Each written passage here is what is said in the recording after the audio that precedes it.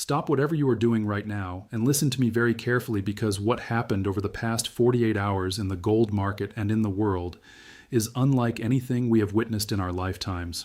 I am not being dramatic. I am not exaggerating for views. What we just saw is the convergence of multiple forces that precious metals investors have been waiting for, and it is happening right now in real time while most people are not paying attention. Gold just closed Friday at $5,230 per ounce. That alone is extraordinary. But what happened after the market closed is what should have every single person watching this video on the edge of their seat. The United States and Israel launched coordinated military strikes against Iran. Explosions have been confirmed in Tehran. Iran has retaliated with missiles and drones striking U.S. military installations across the Gulf. And here is the part that should terrify energy markets and excite precious metals holders. Explosions were reported near Karg Island, the facility through which the vast majority of Iranian crude oil exports flow. Gold trading is paused for the weekend. Every position taken before Friday's close is sitting there exposed while the entire geopolitical landscape transforms. When trading resumes Sunday night, when those futures markets reopen, the first price discovery is almost certainly going to gap higher. The only question is by how much. This is the video where I am going to walk you through everything. What the Iran strikes mean for gold prices. Why February just delivered the largest monthly dollar gain in gold's entire recorded history.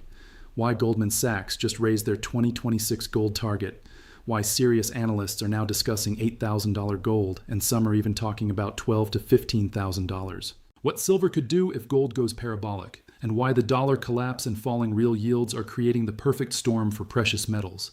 If you own gold, if you own silver, if you are thinking about buying, or if you are just trying to understand why the financial world is suddenly obsessed with these ancient metals, this is the video you absolutely need to watch today. Before we dive into all of this, I need to ask you something quickly.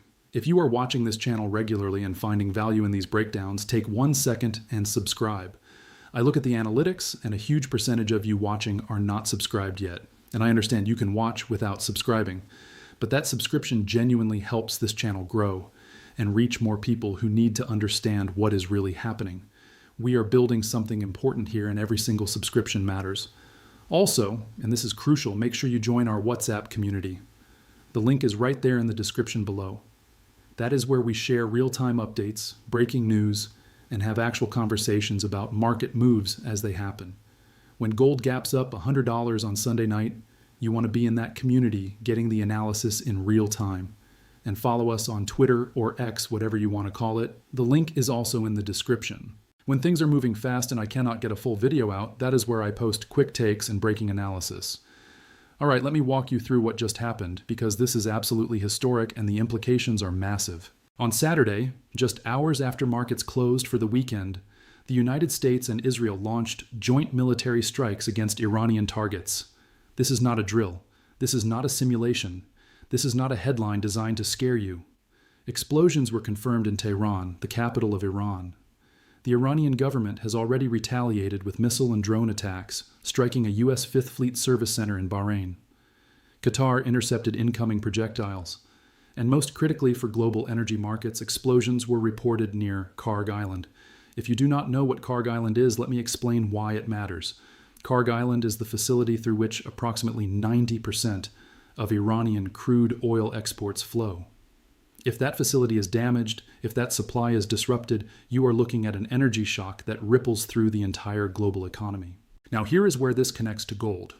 Gold has always been the ultimate safe haven asset. When uncertainty spikes, when geopolitical risk escalates, when bombs start falling, capital flows into gold. That is not theory. That is thousands of years of human behavior. And right now, we have the world's largest military power engaged in direct military action against one of the Middle East's most consequential oil producers. The safe haven bid is not theoretical anymore. It is being tested in real time. Philip Streibel, chief market strategist at Blue Line Futures, has placed gold's near-term target at $5,450 with support around $5,120. That target was set before the Iran strikes.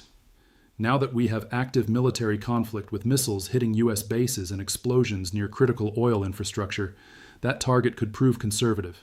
We could see gold gap up $100 or more when trading resumes Sunday night. We could see moves that shock even the bulls. Let me ask you something right now. Where are you watching from today? I am genuinely curious about how global this community has become. Drop your country in the comments. Are you in the United States, Canada, the UK, Germany, India, Australia, Singapore, somewhere in the Middle East? Let me know because I love seeing how far this information is reaching. Now let me put February's gold rally into context because the numbers are genuinely extraordinary. Gold gained 11% in February. That is an incredible monthly return for any asset. But for gold, a metal that often moves slowly and deliberately, it is remarkable. But here is the number that really matters. Gold added $516 per ounce in 28 days. Let me say that again so it sinks in. $516 in 1 month. That is the largest nominal monthly gain in gold's entire trading history. Not the largest percentage gain, the largest dollar gain ever. The price moved from roughly $4,714 at the start of February to $5,230 by Friday's close. That is a vertical advance. That is the kind of move that happens when multiple structural forces converge simultaneously with genuine institutional repositioning into hard assets. And here is what makes this even more significant. The rally was not a straight line. At one point during February, gold dropped $1,200 in just 3 trading days. $1,200. That is a brutal shakeout designed to test conviction, designed to flush out leveraged positions, designed to make people panic and sell at the worst possible moment. But critically, the price never closed below its 50-day exponential moving average. It never registered a confirmed weekly swing high reversal. The technical structure of the uptrend remained intact even through that violent correction. Technical analyst A.G. Thorson of Gold Predict has noted that this pattern confirms the broader uptrend is firmly intact. What looked like a crash in real time was, in hindsight, a leveraged flush designed to shake out weak hands before the next leg higher. If you sold during that drop, you sold to someone who understood what was happening and was happy to take your position off your hands at a discount. This is why psychology matters so much in these markets. The same volatility that destroys unprepared investors creates opportunities for those who understand the game. The question you need to ask yourself is, which category do you fall into? Now let me talk about what Chinese buyers have been doing because this is critical for understanding the structural supply picture. Net gold imports via Hong Kong jumped 68.7% in January according to Chinese customs figures. Let me repeat that number. 68.7% increase in gold imports. That is a massive surge that reflects both retail and institutional appetite in the world's largest physical gold market. When Chinese buyers are accumulating at this pace, global supply tightens regardless of what Western financial markets are doing. This Chinese demand is not speculative. It is not traders trying to make a quick profit. It is a structural shift in how the world's second largest economy is allocating capital. Chinese households are buying gold. Chinese institutions are buying gold. The People's Bank of China has been steadily adding to its gold reserves. When you have that level of coordinated buying from one of the world's most important economies, it creates a floor under prices that did not exist in previous cycles. Now let me tell you what Goldman Sachs just did, because when a major Wall Street bank changes its view, it matters. Goldman Sachs has revised its multi-year gold outlook higher, lifting its 2026 target. The bank is factoring in softer U.S. growth expectations, the potential for Federal Reserve rate cuts, and scope for renewed gold ETF inflows. The note also highlighted ongoing reserve diversification by central banks and persistent geopolitical risk as durable demand drivers. Why does a Goldman upgrade matter beyond the specific price target? Because it influences capital allocation across the entire institutional ecosystem. When a house view from a major bank improves, it cascades through asset allocators, through commodity trading advisors, through discretionary macro funds. That collective repositioning tightens physical markets, lifts futures curves, and creates a self-reinforcing demand loop during periods of already constrained supply. ING echoed the constructive view, arguing that central bank gold purchasing remains a key backstop for prices. Official institutions around the world are diversifying reserves away from dollar-denominated assets. They are reducing reliance on U.S. interest rates. They are building strategic gold holdings. These forces limit downside during momentum pauses and provide a structural floor that did not exist in prior gold cycles to this degree. But Goldman is not alone in raising targets, and this is where it gets really interesting. Gold Predict and A.G. Thorson's team have maintained a forecast targeting $8,000 per ounce for gold. Now, I know when you first hear $8,000, it sounds outlandish. It sounds like something a permabull would say to get attention. But let me put it in perspective. Gold is already past 5,200. 8,000 represents roughly a 53% rally from current levels. In a commodity that just gained 11% in a single month, a 53% advance over the next several months is not as far-fetched as it would have seemed a year ago. The technical expectation is for new all-time highs in the second quarter of 2026, likely peaking around May. Thorson has drawn comparisons to the 1979 blow-off rally, the last time gold went parabolic against a backdrop of Middle East conflict, energy price shocks, and collapsing confidence in the dollar.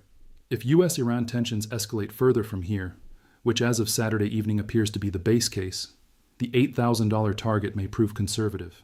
And here's where it gets really wild. Longer-term projections in the $12,000 to $15,000 range are being discussed as plausible scenarios, not fringe speculation. Serious analysts are looking at the structural forces in play and concluding that gold could multiply from current levels over the next several years. The Gold Predict team expects both gold and silver to trend substantially higher into 2030, followed by the risk of a prolonged global economic downturn lasting until approximately 2036. That macro framework positions gold not as a trade, but as a strategic allocation through the remainder of the decade. Now let me ask you a question. If gold is going to 8,000, if that scenario plays out, are you positioned? Do you have enough exposure? Or are you going to watch from the sidelines as the move happens and then chase at the top? Think about that honestly. Now let me shift to silver, because silver has its own catalysts and the potential for even more explosive gains. Silver has been performing incredibly well. It gained nearly 11% in the past week alone, while gold gained 3.5%. That outperformance is significant because it suggests we may be entering a phase where silver starts to catch up to gold's move. The gold to silver ratio, which measures how many ounces of silver it takes to buy 1 ounce of gold, has been elevated for years. When that ratio compresses, when silver outperforms gold, it historically signals a more aggressive phase of the precious metals bull market. But silver has its own fundamental story beyond just following gold.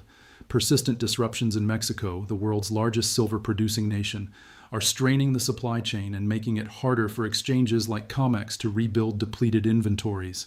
The physical tightness is real and structural, not a short-term anomaly. Technically, silver needs to break and hold above $100 per ounce for more than a week to regain upside momentum and set the stage for fresh highs in the second quarter. The current price around $94 puts that breakout level within striking distance. But here's where it gets exciting. Should gold enter a parabolic advance toward 8,000 or beyond, the gold-silver ratio historically compresses during such moves. In previous precious metals blow-off cycles, silver has outperformed gold by dramatic margins during the final parabolic phase. Analysts are discussing the potential for silver to reach $200 per ounce by May if gold goes parabolic. Let me put that in perspective. Silver at 200 would represent a move of roughly 100% from current levels in under 3 months. That is aggressive. That is a face-melting rally. But it is not without historical precedent in precious metals blow-off cycles. In 1979 and 1980, silver went from single digits to $50 in a matter of months. Percentage-wise, a move to 200 from current levels would actually be more modest than that historical precedent. I want to hear from you on this. Do you think silver reaches $100 and holds above it? Do you think we see $200 silver if gold goes to 8,000? Drop your thoughts in the comments because I am genuinely curious what this community thinks. Now let me talk about mining stocks because this is where the leverage really shows up. The mining sector is finally catching up to the metal itself. Agnico Eagle Mines, ticker AEM, has broken out to new all-time highs with measured technical targets between $270 and $275. This move reflects the powerful operating leverage that gold miners carry. When the underlying commodity rallies 11% in a month, miners with fixed cost structures see their margins expand exponentially. If it costs a miner $1,200 to produce an ounce of gold and the price goes from $4,000 to $5,000, their profit per ounce increases by $1,000. That is not an 11% increase in profit. That is a much larger percentage increase because the profit margin expands dramatically. Junior mining stocks are posting even more impressive percentage gains as speculative capital rotates into the sector. The juniors represent the highest beta exposure to rising gold prices. In a parabolic advance, they typically outperform the metal itself by a factor of 2 to 5 times. A gold doubling could mean juniors tripling or quintupling. The risk, of course, is equally amplified on the downside. But in a geopolitical environment where gold is hitting new records and central banks are net buyers at scale, the risk-reward for quality mining names is tilting heavily bullish. If you are looking for leverage to a continued gold rally without the risks of futures trading, quality mining stocks deserve serious consideration. But do your own research. Not all miners are created equal. Management matters. Cost structures matter. Jurisdictional risk matters. The best miners will dramatically outperform. The worst miners will find ways to destroy value even in a bull market. Quick break here.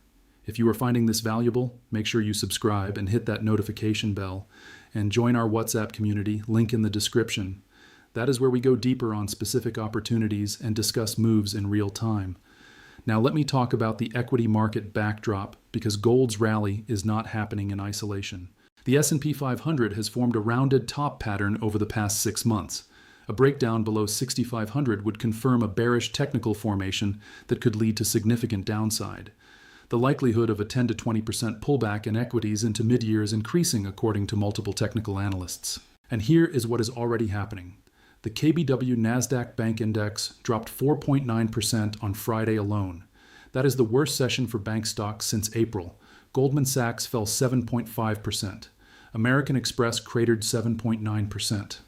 A private credit crisis is building, with potential 15% default rates on loans concentrated in software companies being disrupted by artificial intelligence. When financial institutions are under this kind of pressure, gold's role as a non-correlated, zero counterparty risk asset becomes far more compelling than in stable environments. Gold has no credit risk. Gold cannot default. Gold does not depend on any company's earnings or any bank's solvency. In a world where confidence in financial institutions is eroding, that characteristic matters enormously. Even Nvidia, the market's most closely watched momentum stock, reported an earnings beat that the market completely shrugged off. The stock finished down 5.55% on the day, despite beating expectations. When good news is sold, it tells you something about underlying sentiment. If Nvidia falters further, the knock-on effect across the broader index could be severe. A correction in equities would inject short-term volatility into the metals complex as well. Leveraged positions get unwound, margin calls hit. Even gold can sell off briefly as traders liquidate winning positions to cover losses elsewhere. We saw that briefly during the $1,200 gold drop in February.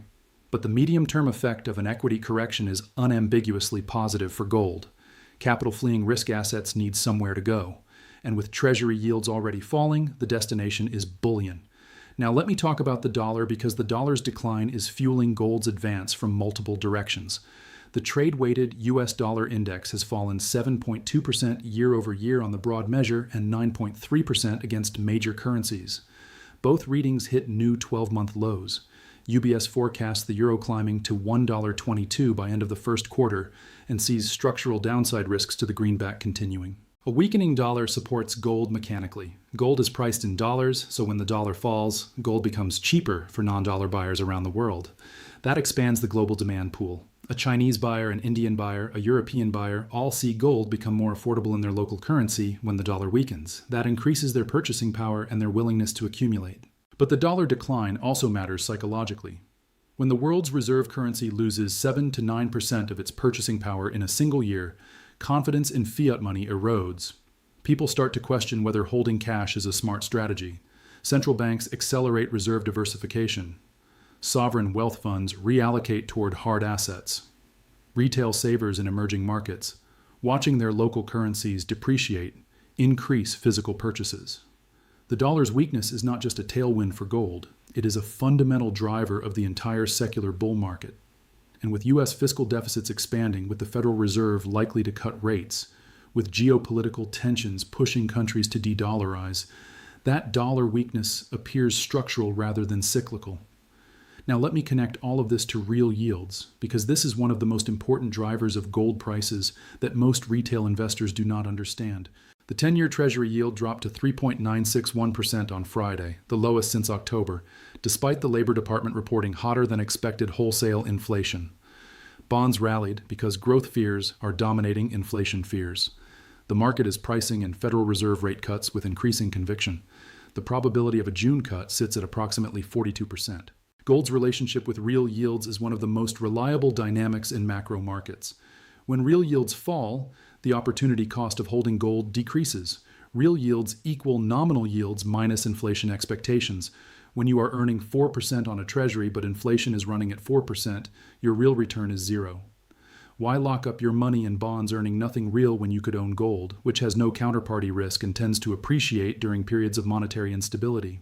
The current setup is particularly powerful. Nominal yields are dropping because growth is slowing, but inflation is sticky because supply chains are disrupted and energy prices are volatile. That combination creates negative real yields, the single most powerful fundamental backdrop for gold prices. Every basis point of real yield compression adds fuel to the rally. And with a shooting war now underway involving a major oil producer, inflation pressures are likely to persist, even as growth fears intensify. That is the worst of both worlds for bonds and the best of all worlds for gold. Where are you in your precious metals journey right now? Have you been accumulating gold and silver for years? Are you just getting started? Are you trying to figure out the right allocation? Drop your situation in the comments because I am curious about the experience level in this community. Now let me talk about what happens next because we are in a unique situation. Gold trading is paused for the weekend. The COMEX futures market reopens Sunday evening U.S. time, a few hours before Asian cash markets kick into gear Monday morning. When that happens, the market will have to price in everything that has occurred since Friday's close. The strikes on Iran, the retaliation against U.S. bases, the explosions near Karg Island, the uncertainty about what comes next. The first price discovery on Sunday night will almost certainly gap higher. There is simply too much new information that is bullish for gold to expect a flat open. Traders who were positioned before the weekend will see their positions gap in their favor. Traders who were short will face immediate pressure. The opening minutes and hours of trading could be chaotic, with spreads widening and liquidity temporarily thinning as the market digests the new reality. If you are thinking about making moves, understand that Sunday night and Monday morning trading can be treacherous. Spreads can be wide, fills can be poor, volatility can be extreme. This is not the time for leveraged speculation unless you truly understand what you are doing. But for long-term accumulators who have been waiting for a pullback that may never come, this weekend's developments reinforce that the trend is intact and the fundamental case is strengthening. The all-time high from late January sits at approximately 53.40, just 1.7% above Friday's spot close. With bombs falling on Tehran and missiles hitting U.S. military installations, that record is almost certainly not going to survive the first hours of Sunday night's Asian reopen. New all-time highs are coming. The question is, how far above the old highs we go before any meaningful consolidation? Now I want to paint a scenario for you because it helps to think through possibilities rather than just react to headlines. Imagine we are 3 months from now. Gold has pushed through $8,000. Silver has broken 100 and is approaching 150 or higher. Mining stocks have doubled or tripled. The Iran situation has either escalated into a broader regional conflict or created lasting energy supply disruptions. The Federal Reserve has been forced to pause or cut rates despite sticky inflation because financial conditions have tightened. The S&P 500 has corrected 15% from its highs. Capital is flowing out of equities and into hard assets at a pace not seen since the 1970s. In that scenario, how do you wish you had been positioned today? How much gold and silver do you wish you had accumulated before the move happened? Because here's the thing about secular bull markets. They do not give you easy entry points once they get going. The dips get bought quickly. The consolidations are shallow. Every time you wait for a better price, the market leaves you behind. I am not saying mortgage your house and go all in. I am saying think carefully about your allocation. Think about what you will wish you had done when you look back at this moment from the future. But let me also paint the alternative scenario because intellectual honesty requires acknowledging risks. Imagine the Iran situation de-escalates quickly. Diplomatic channels reopen. Oil prices stabilize. The safe haven bid evaporates as quickly as it appeared. At the same time, the Federal Reserve signals it will keep rates higher for longer, pushing real yields back up. The dollar strengthens as growth elsewhere looks even weaker than U.S. growth. Gold gives back half of February's gains in a brutal correction that shakes out everyone who bought the breakout. That scenario is possible. It is not my base case given what is happening, but it is possible, and you should have a plan for it. What would you do if gold dropped back to 4,500? Would you panic sell? Would you hold? Would you buy more? Having a plan before the move happens is what separates investors from gamblers. All right, let me bring this home with what I am watching going forward. First, I am watching the Iran situation minute by minute. The scope of retaliation so far suggests this is not a contained, single-round exchange. If it escalates further, gold will benefit. If it de-escalates rapidly, some of the fear premium will come out. Geopolitics is inherently unpredictable, so I am staying humble about forecasting outcomes while positioning for the range of possibilities. Second, I am watching the Sunday night open. The magnitude of the gap will tell us a lot about how the market is digesting this new reality. A $50 gap higher would be significant. A $100 gap would suggest panic buying. Watch the first few hours of Asian trading for clues about where this is heading. Third, I am watching the dollar. If dollar weakness continues, gold has a tailwind. If the dollar bounces, it could create short-term headwinds even in a bullish macro environment. The dollar's direction matters. Fourth, I am watching real yields. If nominal yields continue to fall while inflation expectations stay elevated, real yields go more negative. That is the best possible environment for gold. If yields reverse higher, it could create turbulence. Fifth, I am watching silver relative to gold.